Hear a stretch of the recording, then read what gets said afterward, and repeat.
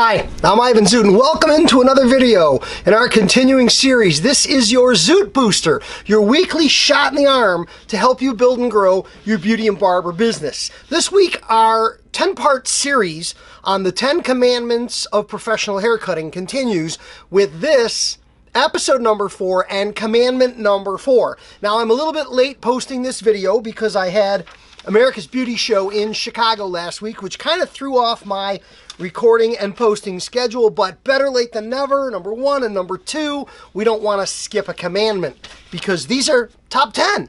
And as 10, they're important. If you've been following along, thank you for being here. If you're new to the channel, subscribe, never miss a video. Turn on your notifications so you know when the lives are happening. And comment, like the video. If you like the video, comment, let me know what you think. And share the video with a friend in the business who could benefit from some of these tips and tricks and the 10 commandments of professional haircutting to help them build and grow their business. You know what? There's plenty of people out there. As beauty and barber professionals, we don't compete with each other. There's enough heads for everybody. A rising tide lifts all ships. We're all in this together. We're all building and growing together. And there's enough for everybody. Commandment number 4, thou shalt use, suggest, recommend, and transact professional take-home hair care product. Thou shalt use it on your clients. Suggest, you got to tell them to buy. Recommend, you got to tell them this is what we're using, this is why we're using it. And transact, you got to make that sale happen.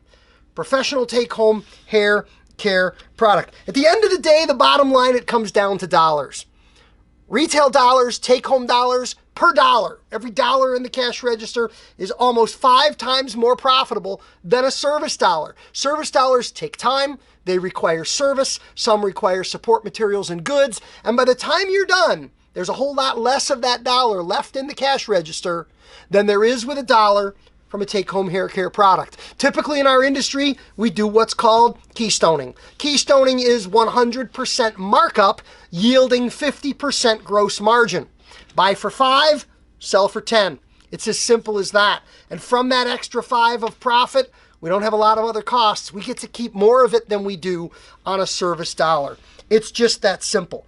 It's what's going to be necessary to keep your business alive and keep your business afloat. Whether you own the shop or whether you're an employee of someone else's shop, the retail dollars today are just too important. And it comes down to 2 simple things. This plastic laminated card I carry in my backpack, I've been using it at classes for years.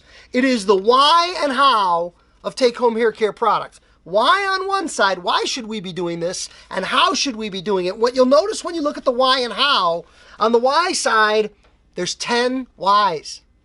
The how is only 5. And that's very deliberate.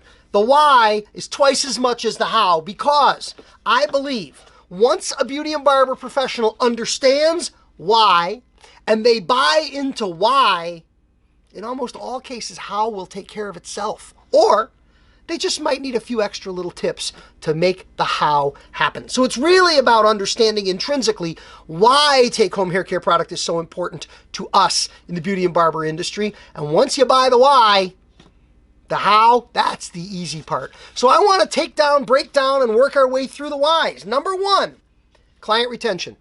Very simply put, happy clients stay. And product buyers are happy. People are more likely to be happy with you and the haircut when they buy product. They're able to replicate the look at home, and they love you more, and when they love you, they come back. Product sales equals haircut retention. That's reason number 1 on the why. There couldn't be a bigger one. Reason number 2, new client referrals. Simply put, happy customers tell their friends.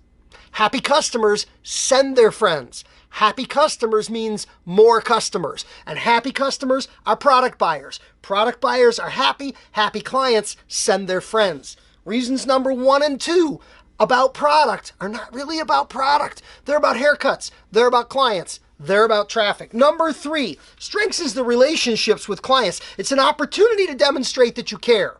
People don't care how much you know until they know how much you care.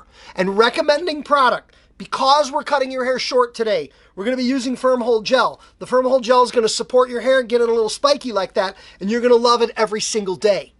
That's a technical answer, what we're really doing, but that's about caring about somebody's happiness every single day when they take that haircut home between now and the next haircut. So number 3, it strengthens your relationships with clients. Number 4, it builds credibility. This one's interesting.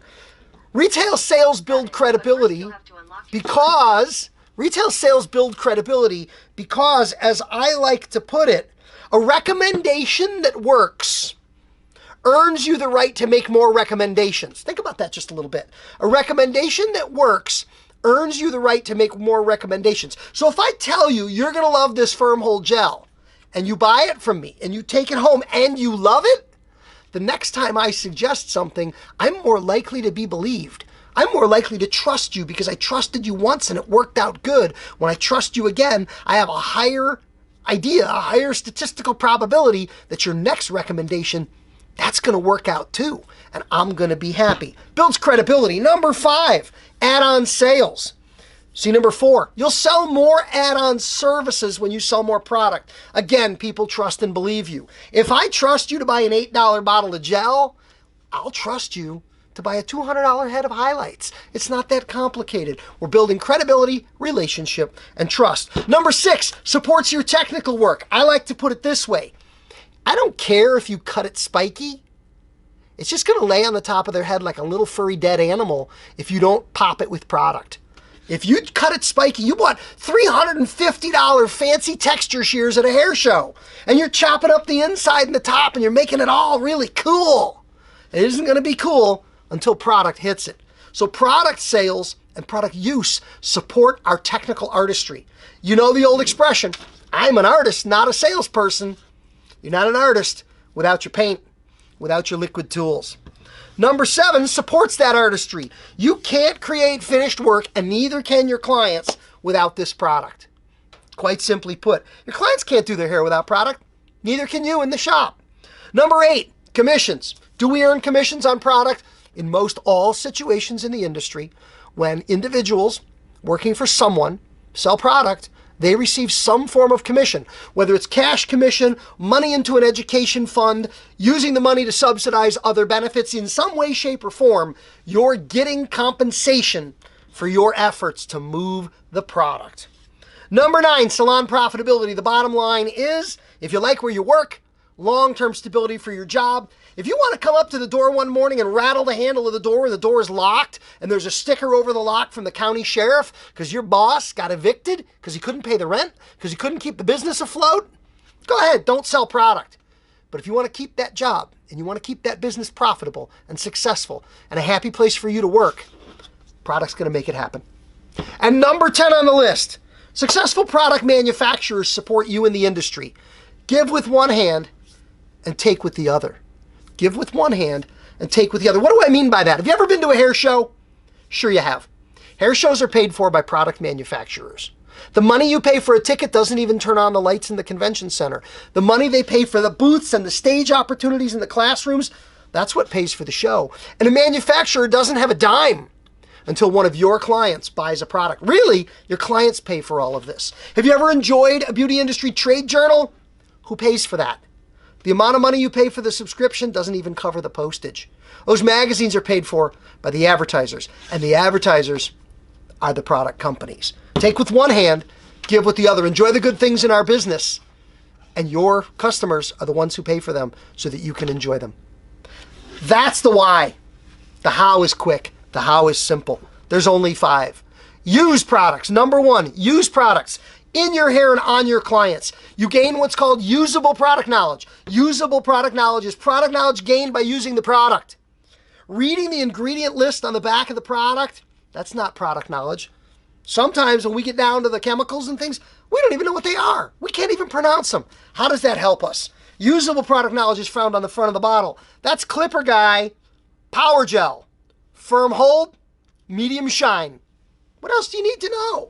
A little bit of words on the front of the bottle. Use product on yourself and use product on your clients. Number 2, talk about product. Talk about products with your clients.